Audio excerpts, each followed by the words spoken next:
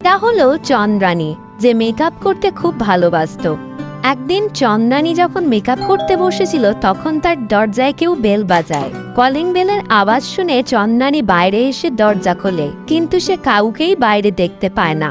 সে একটা কাগজ মাটিতে পড়ে থাকতে দেখে সেটাকে হাতে তুলে দেখে একটা নতুন পার্লার খুলেছে যেখানে 50% অফার চলছে। রাহুল, আমি এখন একটু বিউটি পার্লারে যাচ্ছি। আমাদের বাড়ি থেকে কিছুটা দূরেই এই নতুন দোকানটা খুলেছে, যেখানে অফারও চলছে। আমি এখন আসছি, আমার ফিরতে দেরি হবে। ঠিক আছে, তোমার পার্লারে যাওয়া মানেই তো তুমি 3-4 ঘন্টার আগে বাড়িতে ফিরবে না। চন্দ্রানী রাহুলের রসিকতার কোনো জবাব না দিয়ে সে ঘরের মধ্যে গিয়ে তার ব্যাগটা নিয়ে আসে। তারপর চন্দ্রানী বাড়ি থেকে বেরিয়ে সেই পার্লারের কাছে চলে আসে, কিন্তু পার্লারের বাইরে দাঁড়িয়ে সে দেখতে পায় সেখানে কোনো কাস্টমারই ছিল না। আমার তো মনে হলো এই জায়গাটায় অনেক ভিড় থাকবে, কারণ এত ডিসকাউন্ট দিয়েছে এই দোকানটা। কিন্তু এখানে তো কোনো কাস্টমারই নেই। আমি ঠিক জায়গায় এলাম তো? মনে হয় আমি এখানকার প্রথম কাস্টমার। এখানে কোনো কাস্টমার আসার আগেই বরং আমি আমার ফেসিয়ালটা করিয়ে নিই। ঠিক সেই সময় পার্লারের মধ্যে থেকে একটা ডাইনি চন্দ্রানীকে দেখছিল। অবশেষে আমার প্রথম কাস্টমার এসেছে। মরে যাওয়ার আগে আমার কত ইচ্ছে ছিল একটা পার্লার বানাবো, আর সারাদিন সেখানে কাস্টমারের ভিড় হয়ে থাকবে। এই কথা বলে ডাইনিটা একটা সুন্দরী যুবতী নারীর রূপ ধরে। তারপর ডাইনিটা পার্লারের বাইরে গিয়ে চন্দ্রানীকে আনতে যায়। ম্যাম, আসুন আসুন, আমার পার্লারে আপনাকে স্বাগত। আজকে আমাদের পার্লারে আপনার জন্য 50% ডিসকাউন্ট রয়েছে। আসুন আসুন, ভিতরে আসুন। আমি আপনার স্কিন এমন ভাবে চমকে দেব, আপনাকে দেখতে পুরো বাংলা সিনেমার নায়িকা লাগবে। আপনি দাঁড়িয়ে কেন? আসুন। সত্যি বলছেন? আপনাকেও তো দেখতে ভীষণ সুন্দর। হ্যাঁ, একদম সত্যি। এখন আপনি ভিতরে আসুন, আমার হাতের জাদু আপনাকে একেবারে চমকে দেবে। চন্দ্রানী এই কথা শুনে পার্লারের ভিতরে যায়, কিন্তু চন্দ্রানী ভিতরে গিয়ে দেখে সে ছাড়া আর পার্লারের মধ্যে কেউই ছিল না। চন্দ্রানী ভালো করে চারপাশ দেখতে থাকে। কাউকে দেখতে না পেয়ে চন্দ্রানী একটু অস্বস্তি বোধ করে। এই কারণে চন্দ্রানী পার্লারের মধ্যে থাকা সেই মেয়েটিকে জিজ্ঞেস করে, আপনি কি এখানে একাই কাজ করেন? না না, আমি একা না, এখানে আরো অনেকে কাজ করে। তাদের একটু দরকারি কাজ ছিল, সেই কারণে ওরা একটু বাইরে গেছে। ওরা কিছুক্ষণের মধ্যেই চলে আসবে, আপনি বসুন। এই কথা বলে চন্দ্রানীকে সেই ডাইনিটা ভিতরে নিয়ে যায়। চন্দ্রানীও কোনো সন্দেহ করে না। এখানে বসুন। চন্দ্রানী চেয়ারে বসে। তারপর সে নিজের মুখ আয়নায় দেখে। তারপর আয়নার পাশেই সে একটা বড় চকচকে বক্স দেখতে পায়। তারপর সেই ডাইনিটা বাক্সের মধ্যে থেকে একটা একটা করে মেকআপের জিনিস বের করতে থাকে। সব দেখে চন্দ্রানীর চিন্তা একটু দূর হয়। ম্যাম, আপনার চোখ দুটো আপনি এখন বন্ধ করুন। আপনার ফেসিয়াল আমি এখনই শুরু করব।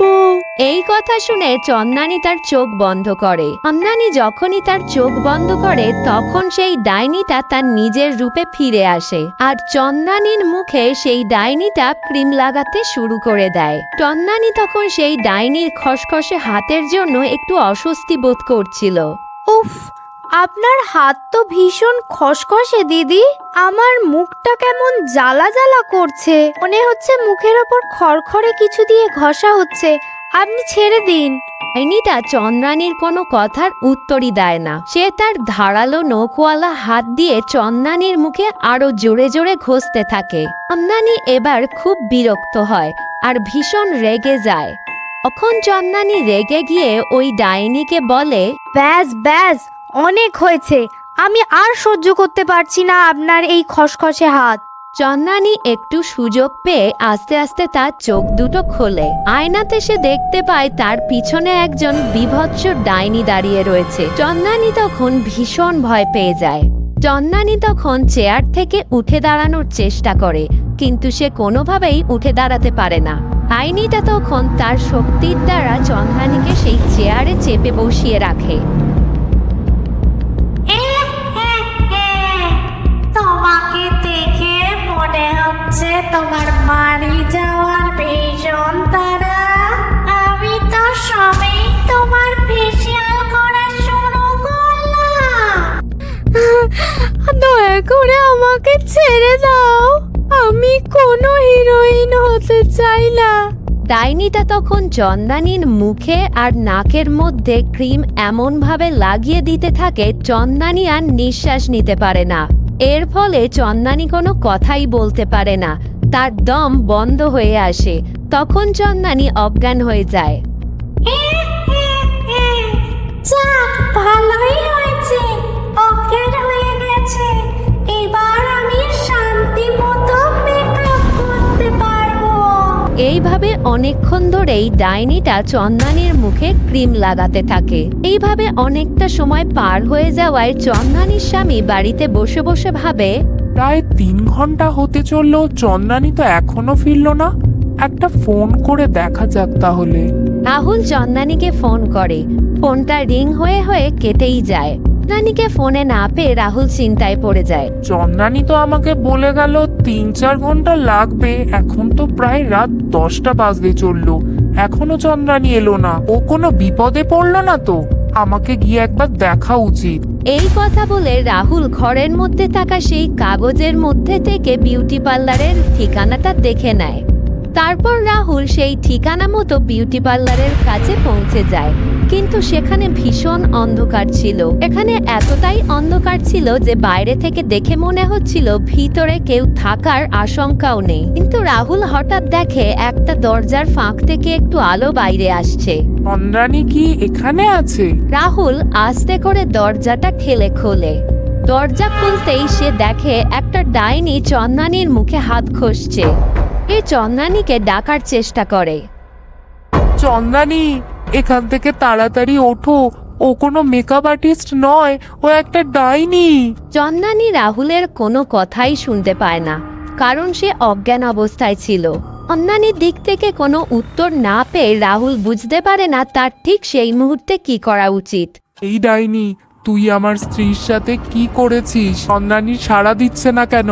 ওর যা কিছু বলার আমার সাথে বল, ওকে ছেড়ে দে।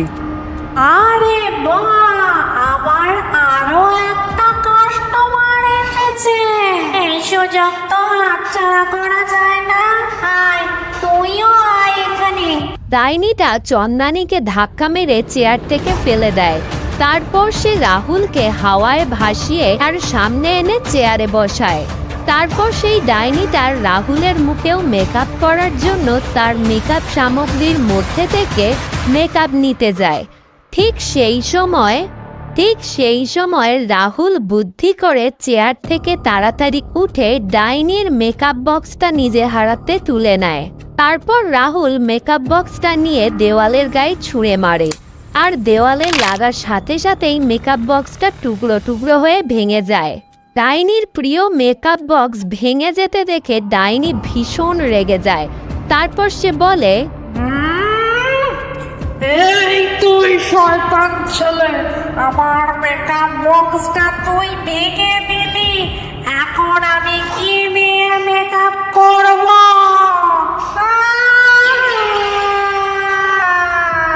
এই কথা বলতে বলতেই সেই ডাইনিটা সেখান থেকে অদৃশ্য হয়ে যায়, আর তার সাথে সাথেই চন্দানীর মুখ থেকেও মেকআপ অদৃশ্য হয়ে যায়। নানি আস্তে আস্তে চোখ খুলে তাকায়।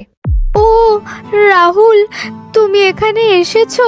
ভাগ্যিস তুমি এসেছিলে। আমি তো ভাবলাম ডাইনিটা আজ আমায় বোধহয় মেরেই ফেলবে। রাহুল, চলো এই জায়গা থেকে আমরা তাড়াতাড়ি বেরিয়ে যাই। তুমি কোনো চিন্তা করো না, তোমার ভয় পাওয়ার দরকার নেই। এখানে আর ওই ডাইনিটা আসবে না। নানি ঘরের মধ্যে ভালোভাবে দেখতে থাকে। রাহুল ছাড়া সে আর কাউকেই দেখতে পায় না। রাহুল, সেই ডাইনিটা কোথায় চলে গেল? ডাইনিটা আমার মুখে নাকে ক্রিম লাগিয়ে আমার নিঃশ্বাস বন্ধ করে দিয়েছিল। আমি তো অজ্ঞানী হয়ে গেছিলাম। আচ্ছা, তুমি এখন আমার সাথে বাড়ি চলো, তোমাকে বাড়ি গিয়ে আমি সব কথা খুলে বলবো। এই কথা বলে রাহুল আর চন্দানী সেই পার্লার থেকে বেরিয়ে নিজেদের বাড়িতে ফিরে যায়।